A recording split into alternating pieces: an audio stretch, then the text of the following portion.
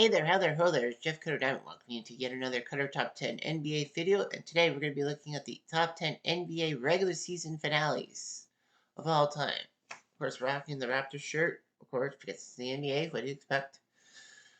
So we're going to be talking about the top 10 final days of the NBA regular season that changed a lot of things, for emotional purposes or otherwise.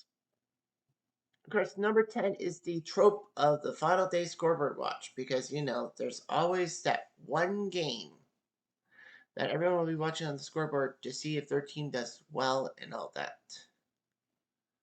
So it just happens that way.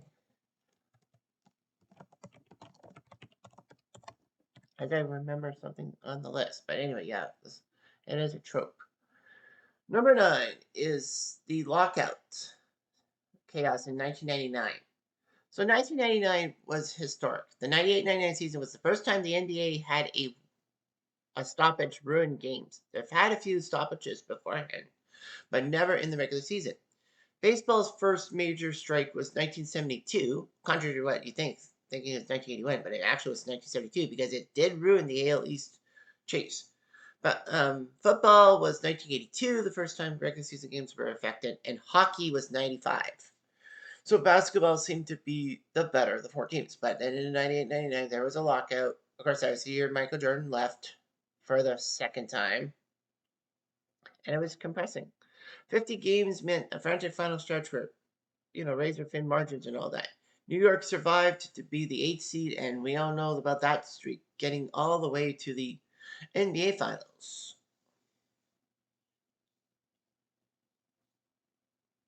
Yeah, that's right. Number 8 is David Robinson's game in 1994. So in 1994, there was actually something to play for, not just playoff seedings, but the scoring title. A Shaq for Orlando and David Robinson for San Antonio were trying to get to the promised land and winning a scoring title. There probably was, of course, money on the line. But anyway, the Spurs would take on the LA Clippers, who were not really that great of a team. And the Spurs did the tactic of giving David Robinson the ball every freaking time as they could. David would put up 70 points on a hapless Clippers team and won the scoring title. And a lot of people weren't happy. But I mean, you knew that was going to happen, didn't you? Number 7 is MJ's comeback from the regular season, April 1986. People forget that MJ had a terrible second season and it was injury prone. He only played 16 games in that 1985-86 regular season. A massive injury. Everyone thought MJ would have to sit out the rest of the year, including the playoffs, but MJ forced himself to do it. And then MJ helped Chicago get into the playoffs with a great return. And then a few days later, a healthy MJ, put up 63 points on Boston at the Boston Garden in the first round. Unfortunately, though, the Bulls would lose in double overtime. But still, that was still amazing how MJ could come back from an injury, which people thought might have been career-threatening. Not ending, but threatening. Number 6 is the Golden State Warriors clinching their playoff berth in 2007. This was big because remember what the playoffs were like. So the Warriors had the We Believe run and all that. A late season surge, they managed to sneak past a few teams to get the 8th seed, take on those pesky Dallas Mavericks who were looking to go back-to-back Applejacks with the titles. But somehow, in some way, the Golden State Warriors won that series in 6 games, including the ear-splitting Game 6 that saw lots of decibels, 119 of them. That's just not kosher. Number 5 is the 2010 Western Conference standings.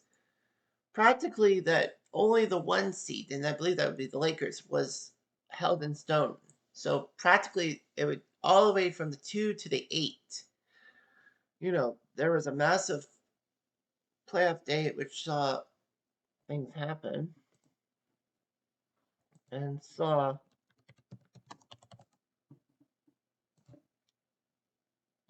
things happen. The standings. Well, the Lakers were the 1 seed for sure, but there's the fight between 2 and 8. Well, Oklahoma City was number 8, and they won by 8 games over Houston, so everyone knew that. But based off of tiebreaks and everything, the Mavericks were the 2 seed and take on San Antonio, their rivals. Oklahoma City would play LA, Portland would play Phoenix, and Utah would play Denver. Utah and Denver actually tied, but Denver won head to head. So Denver got to host the first round in 2010. Portland, San Antonio, and Oklahoma City, there were massive tiebreaks to find out who would play who, Phoenix, Dallas, or LA. So that's a thing. Excuse that. That was not smart, but anyway, that was just a 1 second thing. But anyhow, yeah, the things happened for a reason. Number 4 was the emotional loss of Dwayne Wade and Dirk Nowitzki's careers. Not by death, but by the fact that it would be the end of it. Miami was not going to make the playoffs. Dallas was not going to make the playoffs. So anyway, D. Wade and Dirk Nowitzki tearfully said goodbye. I mean, Dwayne Wade, what a career. 2003 coming in and all that. He was a star for the Miami Heat.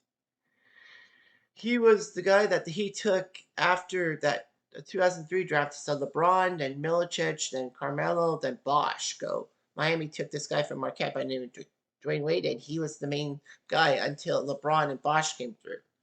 So D. Wade could end his career with a couple of titles. And Dirk Nowitzki, been around since 1996. You know, Milwaukee had his draft, 98. His draft rights were by Milwaukee. They traded him to Dallas for a Robert tractor trailer.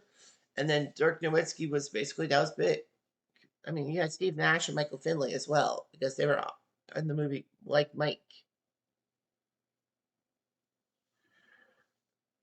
So anyway, Dirk Nowitzki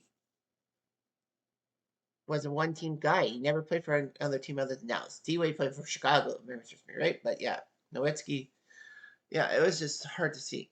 But it's not the biggest. Number 3 is the big final game of the regular season between the Grizzlies and the Mavericks. So the 2014 Western playoffs had the 7 and 8 seeds battling each other. Memphis needed to win to avoid the Warriors. Memphis beat Dallas on the final night, meaning that Memphis would be the 7th seed and Dallas would be the 8th seed. So that was kind of impressive.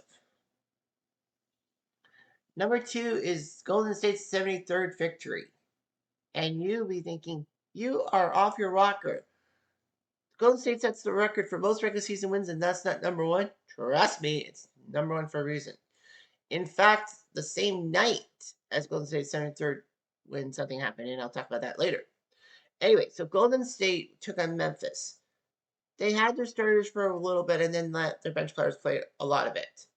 Golden State actually had something to play for because, you know, with their win over Memphis, that's 73 wins to break the 96 Bulls single season record. I remember that. So anyway, yeah, Golden State beat Memphis to the regular season record. Steph Curry made his 400th three-pointer, and it was basically what you knew what you were going to do. So anyway, Golden State won. Unfortunately, though, they didn't finish the job in the finals. They lost to Cleveland in 7 games after being up 3-1, losing the next 3 games, and, you know, doing what baseball, hockey, and football did. The guys who had the most regular season wins in one season, no, didn't make it. Didn't win. Seattle. The baseball Mariners, 116 wins, no World Series. Anyway, football was the New England Patriots of 2007-08. They didn't win the Super Bowl. They lost to the Giants in the final. And hockey, the 65-win Boston Bruins in 2023 lost to the Panthers in the first round. And finally, number 1, on the same night, April 13, 2016, was when Kobe ended his NBA career in spectacular fashion. So it was the Lakers and the Jazz. It was crazy how you would have Golden State's 73rd win and Kobe's 60 points in his final game on the same day.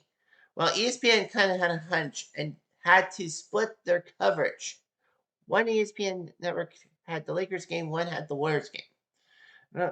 It was just crazy. It was like, well, TSN, I think, split their coverage. But yeah, I ended up watching the Kobe game.